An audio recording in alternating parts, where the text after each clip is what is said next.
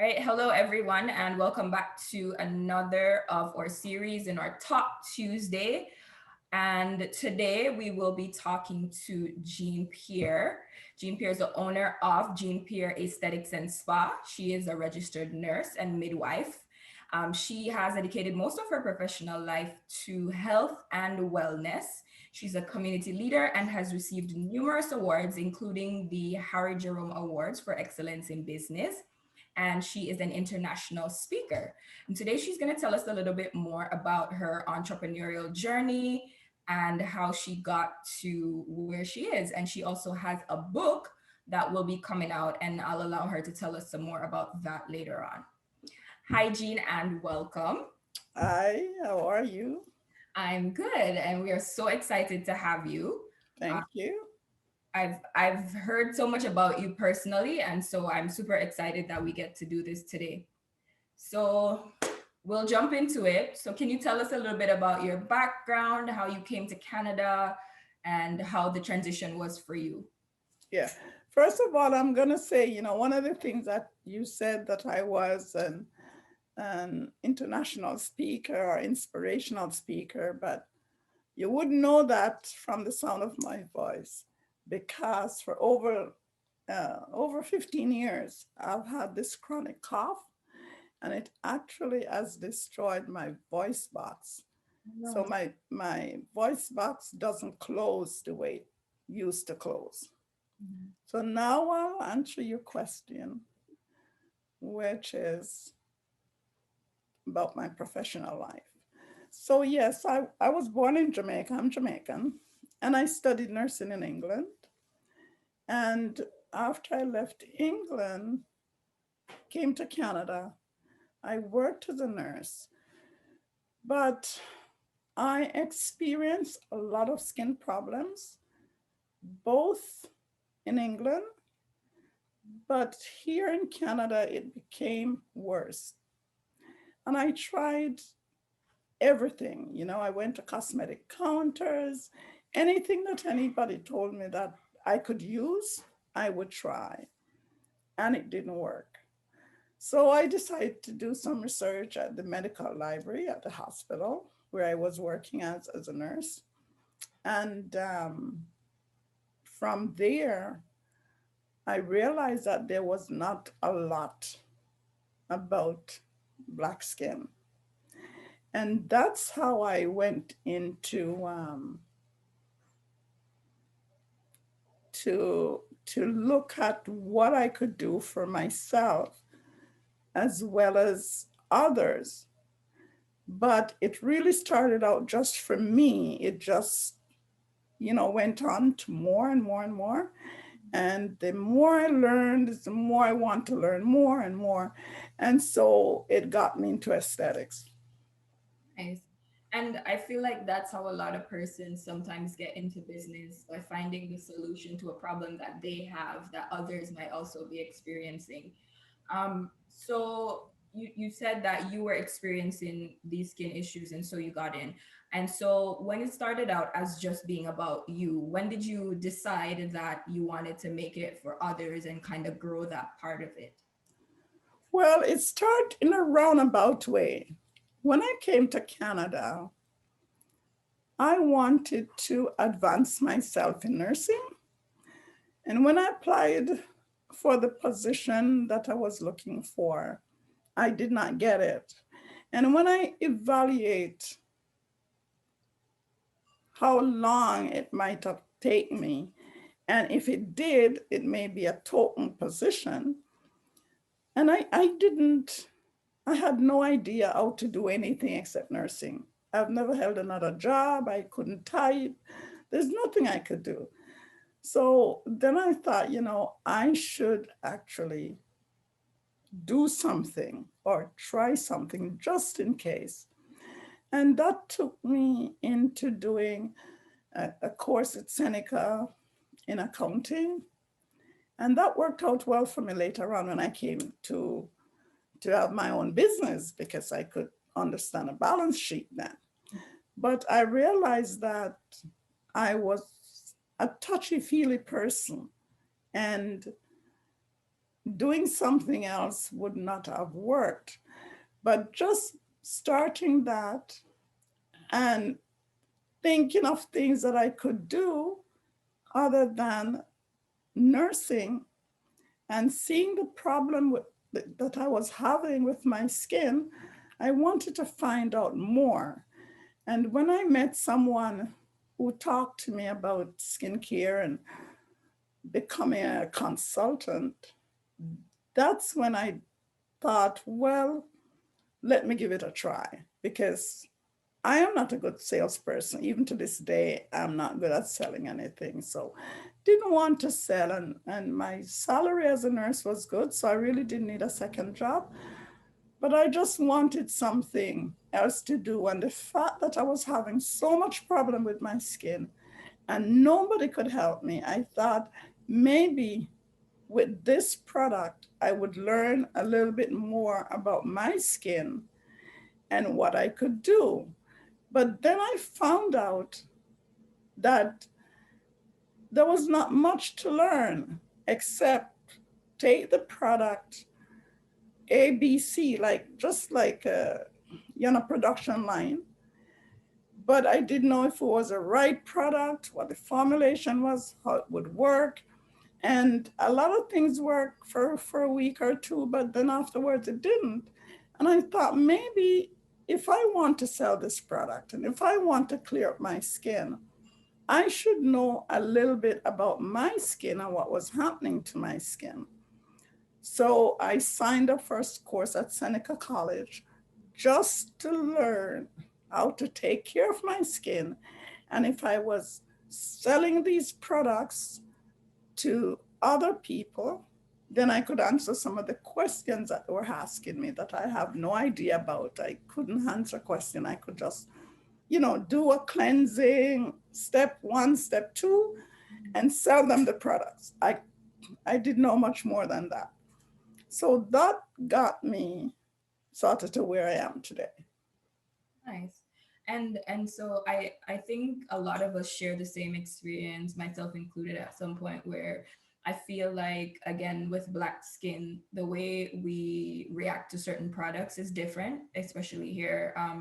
Because I too was born in Jamaica and I moved here, right? But when you go to a dermatologist, like use this product, and this product because it's a general prescription, I guess. It's supposed to work and Mhm. it doesn't. And so you being a nurse though and having this issue is really interesting to me because one would think you being a nurse you would probably know of alternatives, but how do you think being a nurse having these issues and seeing the reaction that you were getting or the information that you were getting not being enough, how do you think that impacted your transition into this field? And also I believe your skincare is also focused from like a holistic approach. So there's Mhm. natural herbs and stuff. So how did you transition from basically a science-based profession into more of a natural? Yes, well, the the um, the idea of a nursing background, it gives you a lot about anatomy and physiology. And so you sort of get to know how the skin works. And then I deepened that by looking at cosmetic preparation, application onto the skin. Mm. So, and then you look back at home, when you think at home, our parents, well, in my time anyway, they get bushes and different herbs and they boil it for everything that ails you. They would come up with some form of treatment. And I think, that our cure is in the earth, is from the earth. And if you use natural things, then you probably will have some satisfaction in what you're doing or what you're using for Mhm. your skin. And so when I signed up at Seneca College, which I went for aesthetics, a lot of even the teachers were wondering, what I was doing there because I was a nurse. And but there was just something in me that I knew I want to know about my skin. Unfortunately, the teachers were also all white. So they didn't understand what happens with black skin. They didn't understand how easily the skin scars, or you get hyperpigmentation, Mhm. or you would get keloid formation. And, you know, keloid formation is so different because you can cut your face and it heal without keloid. And then you can have a laceration on your hand and it keloid. So we never know where. So a lot of people is bothered about keloid formation. And so they didn't know a lot about the skin. Also, they think black skin it's not easy to cleanse, so you need really harsh stuff to clean it. And it was tough, so you could use, you know, brushes that was coarse or anything. So the myths and misconceptions were, you know, were wide about black skin. But my background as a nurse allowed me to go into the library and just research on black skin and to see why sometimes the host of dermatological problems that affect white skin did not affect black skin, because it's a very resilient skin, but it needs gentle care. It's not a high maintenance skin. It's only high maintenance when you have a problem, when you develop a real problem. It's really difficult to treat because you end up with hyperpigmentation, you end up with scarring, you know, so it's difficult. But if it's kept and you use the right products, it's really low maintenance, and you have great skin. So the combination of being a nurse and understand the working of the body, because also nutrition and exercise and controlling your stress level to know when you're stressed, all of this combination goes into good skin or bad skin.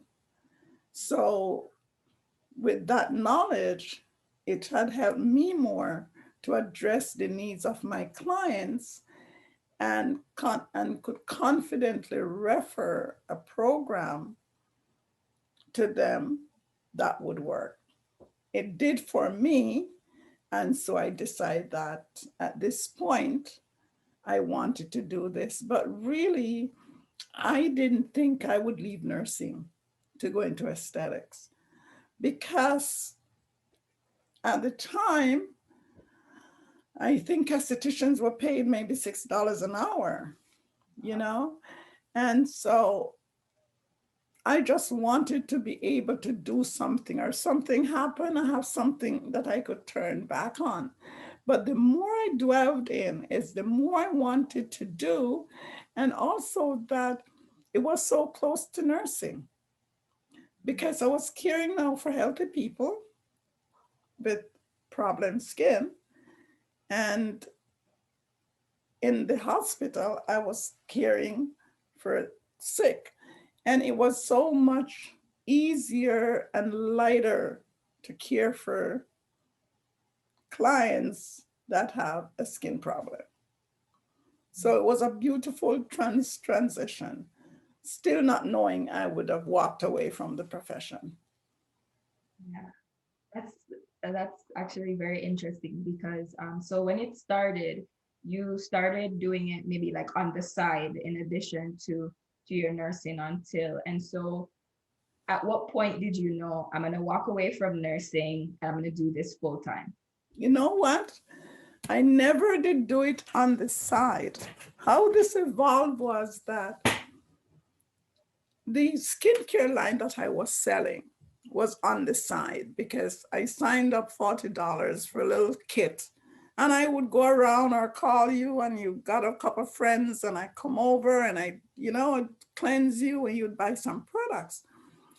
But once I got into studying aesthetics, I felt that I wanted to do something, but still on a part-time level, not to give up my nursing, just to do something that was lighter, was more fun, you know? And if at all, when I retire, is something I could, fall back on. But, it's hard to say where and when I decide that I was going to give up nursing and go into aesthetics. And that was not easy because the word aesthetics was at that time was spelled with an E, not an A. And there was not much about aesthetics. So it was like a new world to people. When I said I'm doing aesthetics, people would say, what's that? You know? And so I think because I love challenges, I embrace challenge. And I just decided, you know what? Nobody's doing this. I am going to do it. And just the only place I went wrong was because I was very popular at work. And when I decided I'm going to open a little salon, I thought everybody, I didn't have to advertise. I know all these women, they're going to come and they're going to support me. But it never did happen. It really never happened. Never happened.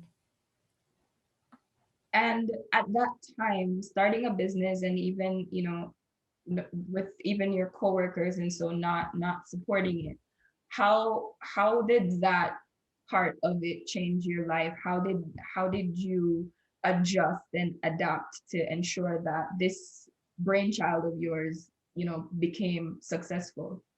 Once I decided I was going to do that, I decided that I have a job that would allow me to moonlight, to make money and good money to, to make this happen for me. So I decided I would keep my full-time job and I would open a little spa. And it was only 50 square foot of space. It was really small. I could barely function there. But that's where I started. And and once I got into that, I was just thinking, I think this is what I want to do. Nursing is too stressful. This is nice. People are mostly happy unless I really, really have problem skin. But when you touch them and they're so relaxed, they're so, so happy. So I just decided, yeah, I'm going to do this. But it was difficult. It was a very difficult decision to leave a full-time job that would pay me whether I work or not, pay me for vacation time, you know, pay me for sick time. I mean, you just get paid, So it was really difficult to go into something that you wouldn't get a dime if you didn't work. And it was also difficult to get people to come in to even see what you're doing. Mhm. So it was difficult. I don't know how I did it, but it was difficult. I can imagine. And I'm going to ask, did the fact that you are a person of color, like as a Black woman, did that give you like a tougher climb, like to get your. Big, big time. And it's a shame, I have to say, both with my own community at the time and Caucasian. When I was at school, you were given the chance to go to a spa for a co-op program. And here you would see, you'll be able to observe people working. You'd be able to do something and hone your skills. But everywhere I went, either I was too black, or the minute they found out that I was a registered nurse, it's like, she just knows too much for us. Like, it's like, yeah, we can't have her here, sort of thing. And so it was difficult, very, very difficult to have a placement. So that was bad. And so that's why I thought, you know what, I have to do it myself. I have to wing it. I have to do it myself, because there's nobody out there is having me in their spas. And so that was a hard thing. And once I started, I advertised. I could remember my first advertisement, I'm opening a spa for Black men and women. And no, nobody came. And the ones that came was okay. Some would just book the appointment and cancel, never show up. They would come for a free consultation, never come back. I would actually pick up the phone and I'll call, and I said, "You didn't show up for your appointment." She said, "Oh no, me no bother, because me go cross the road over the shop and me get the same thing you tell me for my skin. I tell the person that everything that you tell me wrong with my skin, and they sell me, so me using it." So now I realize I'm educating them to go to shoppers and to go to the department store to tell them what to give them. And I thought, I have to start consulting, for consultation. And, I would go out for evenings and hear women talking about where they went to have their facial, where they went to have their massage, where they went to have their pedicure, manicure, to come to this event. But they were white. They were white spas that they had gone to. So, Jean Pierre didn't look, it was not the place that, you want to talk about. It wasn't high enough to talk about. So it was difficult. It was difficult both ways. And it sounds with not in so many words that you really fought for what you wanted to do, and had to push through a lot of adversities to get there, because I mean, coming from 50 square feet of space to what you have now, that's definitely a great accomplishment. And so now that you're in this, like, how did entrepreneurship affect your life?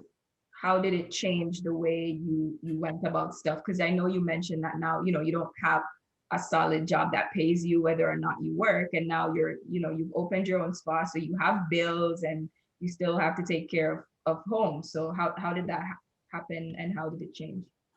Well, once you decide in your mind that you was gonna let something work, that mindset will let that work for you, because it was really difficult to walk away from a secure position. I could not feel too great this morning. I think I have a headache, and I call in and I says, "I have a headache, I can't come in." I would get paid. So it was really difficult leaving that guarantee income to become an entrepreneur. But you know what is the best thing that I have done? And anyone you have to, I think they say entrepreneurs are born, not made.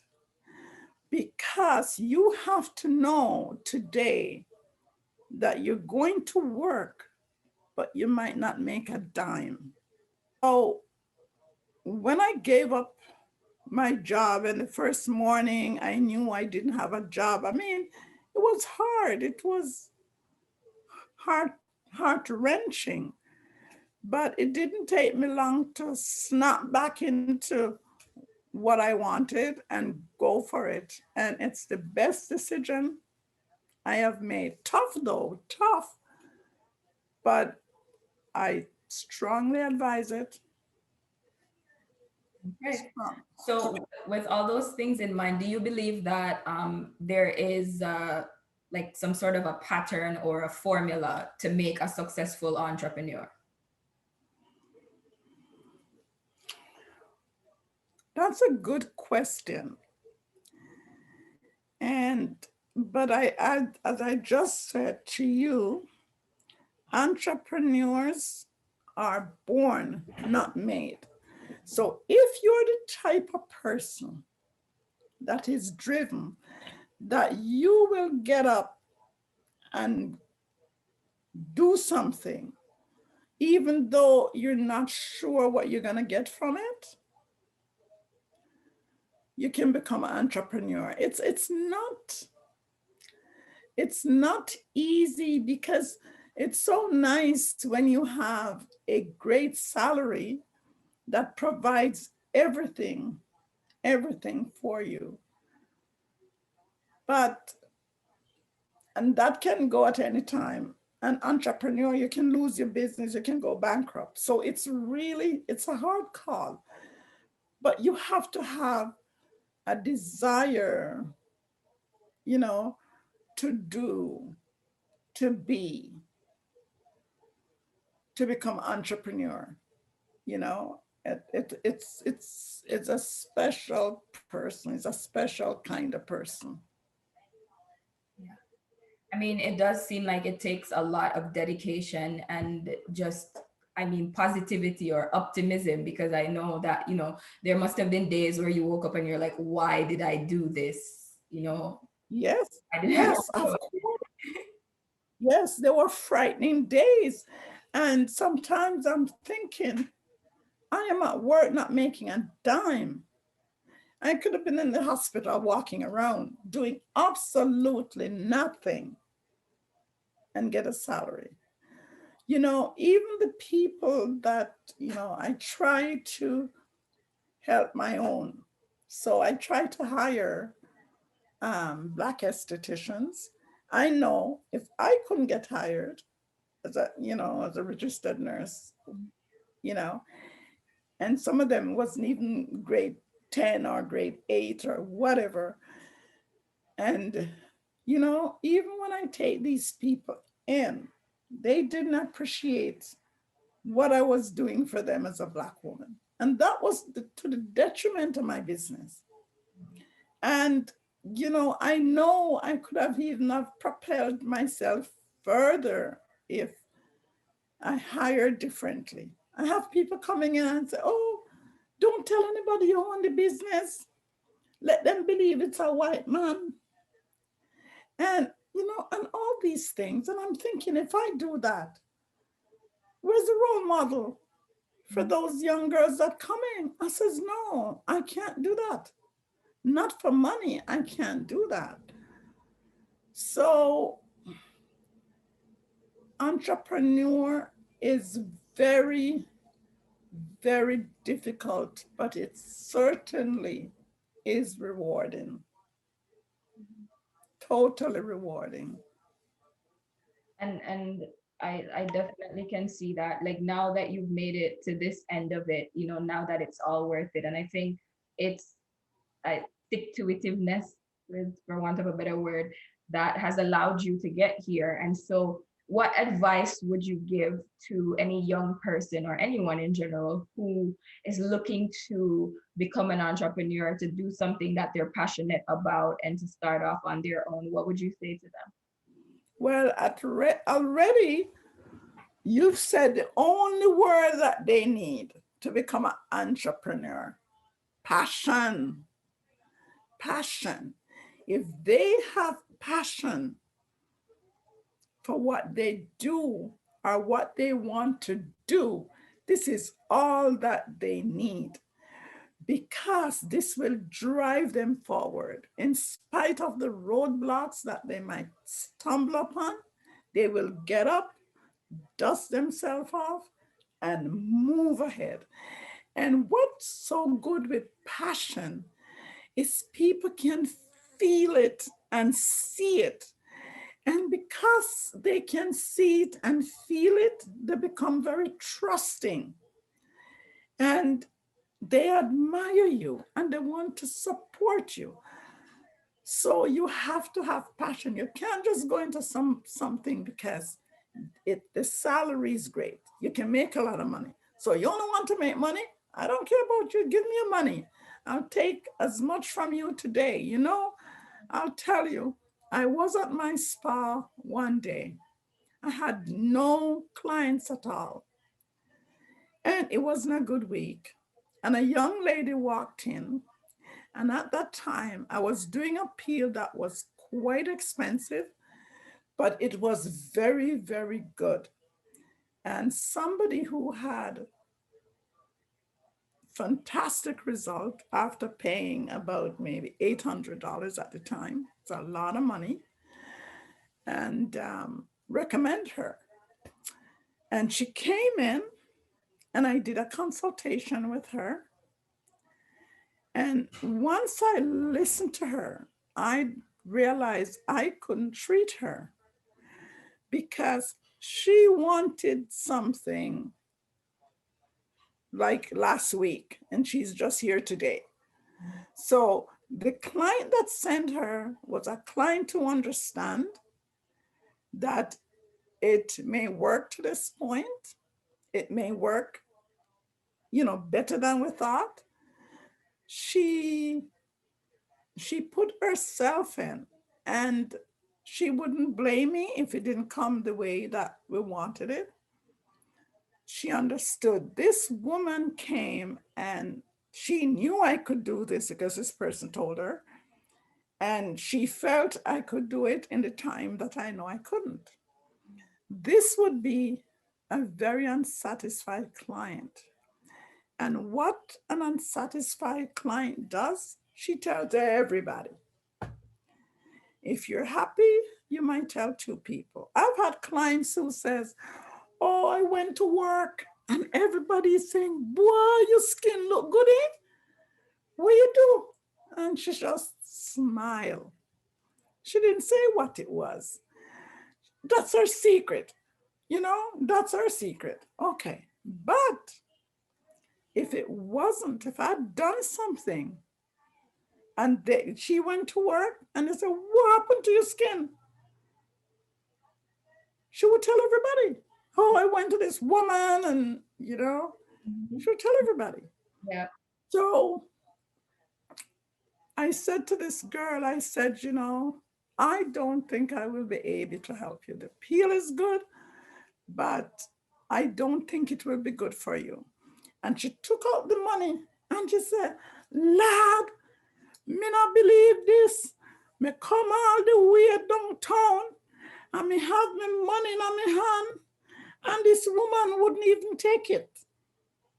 Everybody else that I go to is asking for the money. And I bring it and you're sending me back home with all the money?" I says, "Yes, because that's not what it's all about. You have to be committed.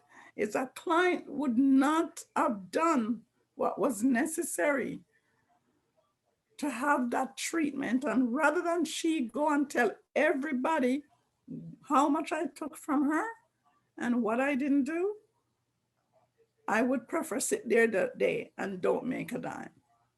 Wow. So you have to be very sort of ethical, and you just, I don't know, you just have to be that person, and people will know and support you. So passion, passion, passion. Learn, do something. Find something that you're good at. Find something that you're passionate at, And if you have the the the ability or what it takes to become an entrepreneur, don't sell yourself short. Don't give that to anybody.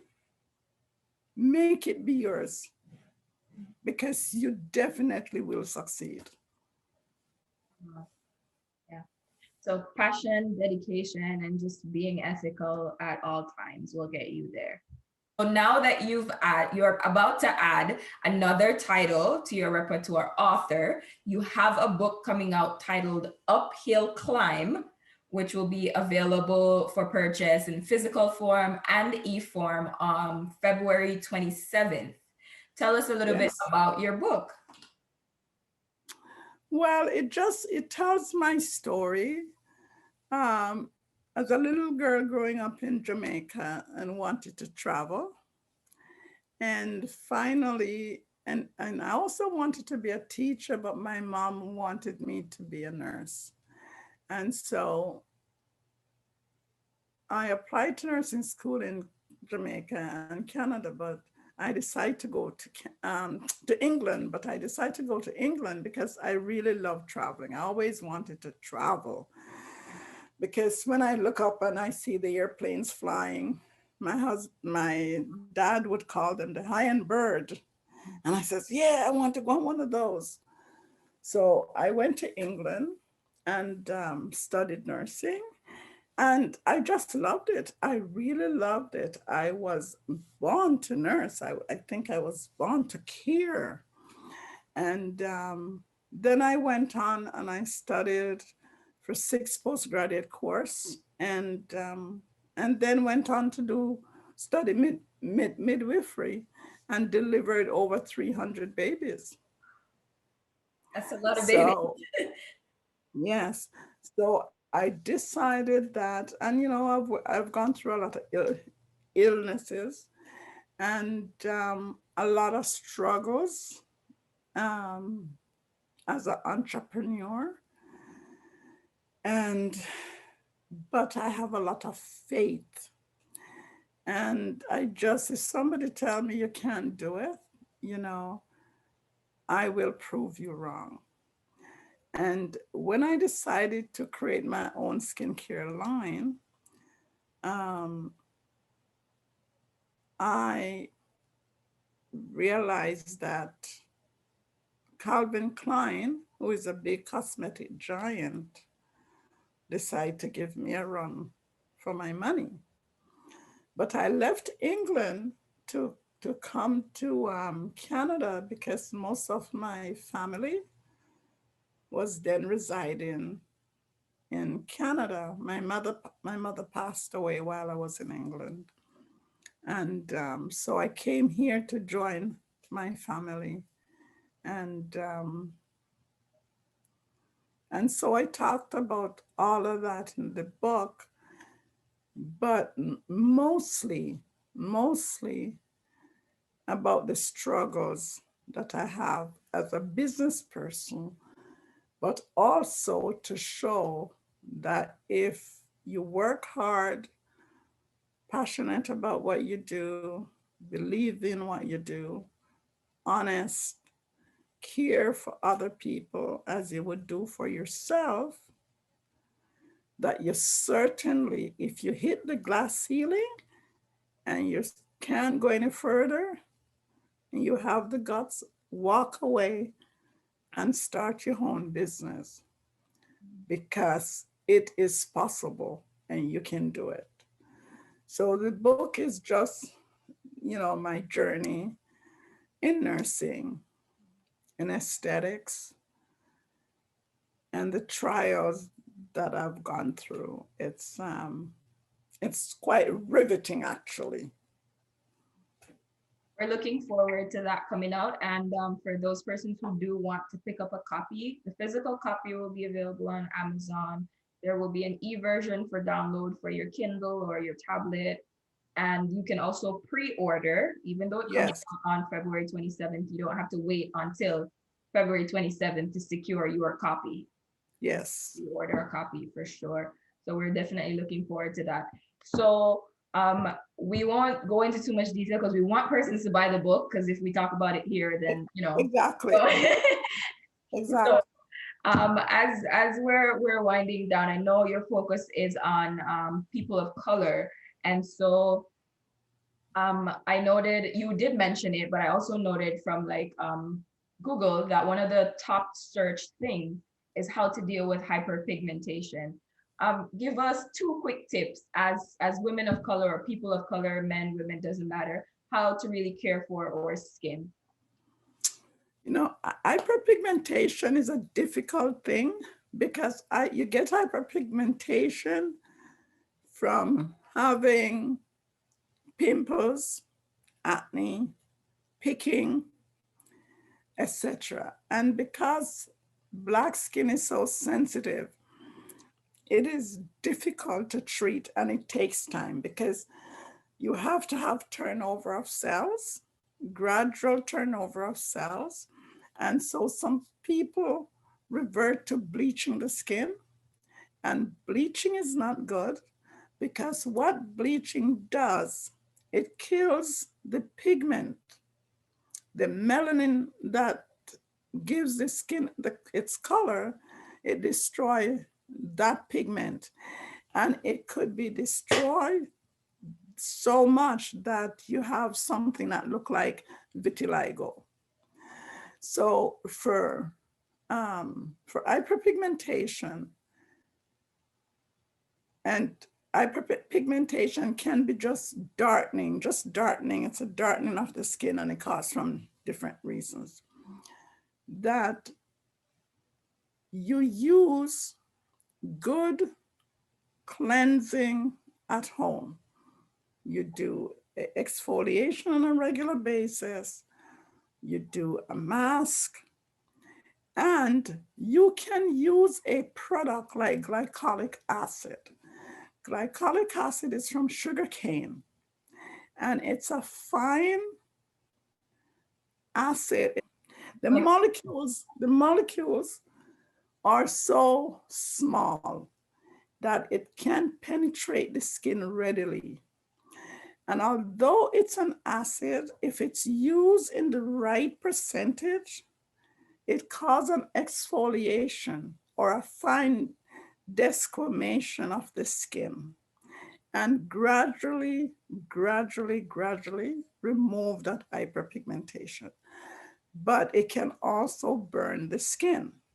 So it must be used in the right percentage on Black skin. On white skin, you can go up to 70% and you're fine. But on Black skin, it's on a lower percentage level. And that's a great treatment for hyperpigmentation. There's something called kojic acid. A combination of that is great for hyperpigmentation. And what one must realize, when you have hyperpigmentation, you can't get rid of that overnight. You can bleach your skin, yes, for a month, but that's very unhealthy. As I say, destroy the melanin pigment that give the skin its color. So when you're doing a hyperpigmentation treatment, is long term. It's gradual, but gradually, if you do the right thing, finally your skin will become even. So you'll have even toned skin rather than, you know, a dark spot here and a light spot there. You can have overall um, clear, even complexion. Awesome. Thank you. And I know that many women of color suffer from PCOS, so polycystic ovary syndrome, and other hormonal issues which manifest through their skin. My friends of mine, and I've seen a lot of persons who say, like they've gotten like ridiculous acne or breakout and scarring from that. Um, do you have any tips for hormonal breakouts or acne in that space, or the same that you gave for the hyperpigmentation could also work?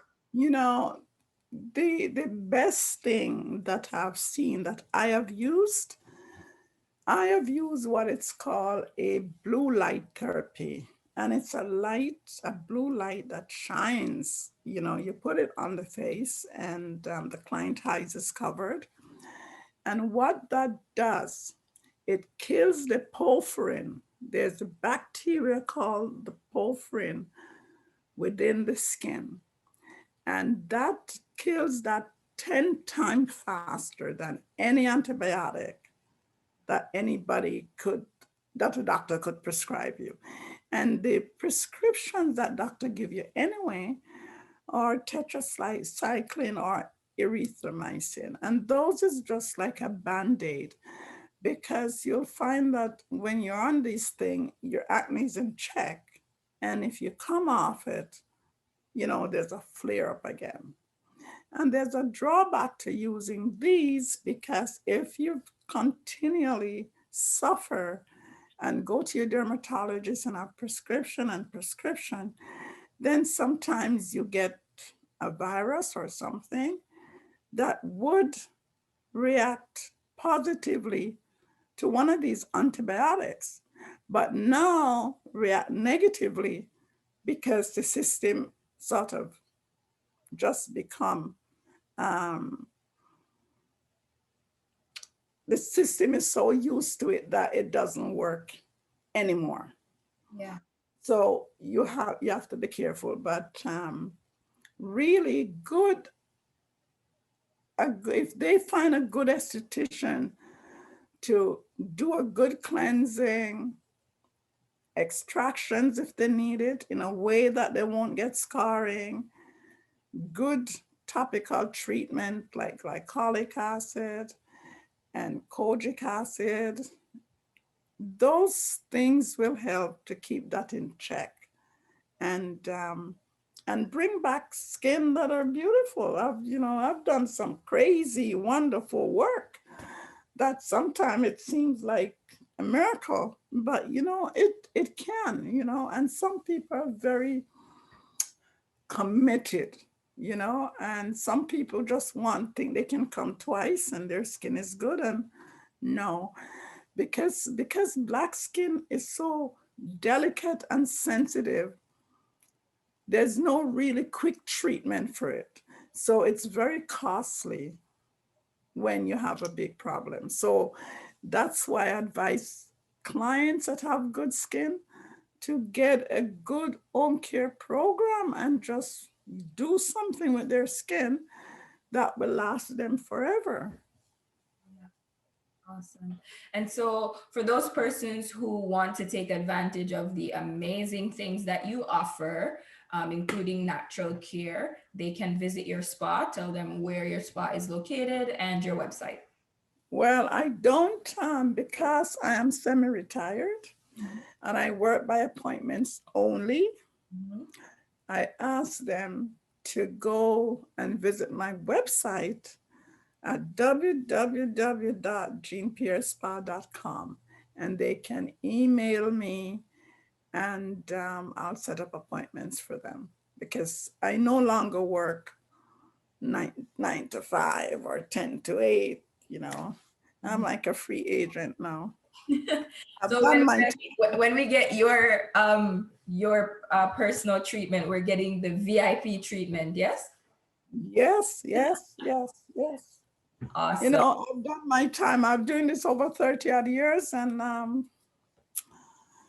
I'm really thinking of, not doing much longer, but I do enjoy it, and that's why I'm still doing it. And that goes back to the passion, right? The passion that you have Yes, for what you do. So you enjoy it so much. yes. And it's great to see clients, it's great to see clients that, thought they would never wear a bikini again. And they come in and they have the laser treatment and they're like this on the beach. Client that have been burnt with laser, that's a service I offer for hair removal. And their skin is nice and smooth. And for me, it's very rewarding. I mean, even when I first met Damon Stoudemire when he was with the Raptors, I mean, his skin, and he said he's been to every dermatologist in the States and came here, and he walked into my space and game over, you know? Yeah. So there, yeah, So you've treated some celebrity clients as well, yeah? lots. Too numerous to mention. Wow. Okay, guys. So you know that this is definitely VIP treatment that you'll be getting from Jean if you book her for an appointment. And so right now, I know we've been going on for a little while. So I Mhm. just want to say thank you so much for sitting down with us. Okay. We appreciate you taking the time. I know you mentioned that you don't really do a lot of interviews nowadays, and so I'm really grateful that you chose to sit down with us for the JCA's program. And we definitely look forward to your book coming out on February 27th. Do not forget to pick up a copy to learn more about her story. The book is titled Uphill Climb, and it chronicles her journey coming from Jamaica, going into nursing, and then eventually becoming an esthetician and her entrepreneurial journey. So thank you so much for joining us, Jean. And thank you for having me. It's my first Zoom thing. I don't know what it's going to look like. I can't wait to see it. I probably will learn from it when Yeah. I see it. But yeah, I was happy to do it.